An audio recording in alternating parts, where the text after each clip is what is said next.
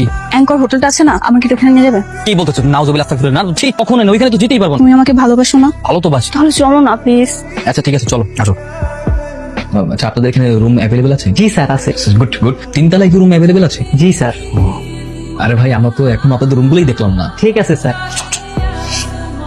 আমার মেয়ে হয়ে তুই হোটেলে গিয়েছিলি? মানে বাবা, তুমি সব কি বলছো? তুই হোটেলে গিয়েছিলি কিনা? বাবা আমি কিছু বুঝতে পারছি না, তুমি কি বলছো এইসব? আমি হোটেলে কেন যাব? তাহলে কে গিয়েছিল হোটেলে? সালমান ভাই নিয়ে গিয়েছিল, আমি যাইনি। আমাকে নিয়ে গিয়েছিল। সালমান তোকে হোটেলে নিয়ে গিয়েছিল? এই সময় স্যার ফোন দিয়েছে। Hello sir. ওই তুই স্যার আমি তো বাসায়। তুই এক্ষুনি আমার বাসায় আয়। মানে স্যার আমি তো খাচ্ছি স্যার, কিছুক্ষণ পরে আসি। তোকে যেটা বললাম সেটা, এক্ষুনি আমার বাসায় আয়। স্যার জরুরি কিছু নাকি? ঠিক আছে স্যার, আসছি। স্যার কোনো সমস্যা? হঠাৎ এভাবে ডাকলেন যে? তুই ইলাকে নিয়ে হোটেলে গিয়েছিলি? তোরা এত বড় সাহস, তুই আমার মেয়েকে নিয়ে হোটেলে গিয়েছিস? বিশ্বাস করো, আমি না যেতে চাইনি। সালমান ভাই আমাকে হোটেল দেখানোর জন্য নিয়ে গিয়েছে।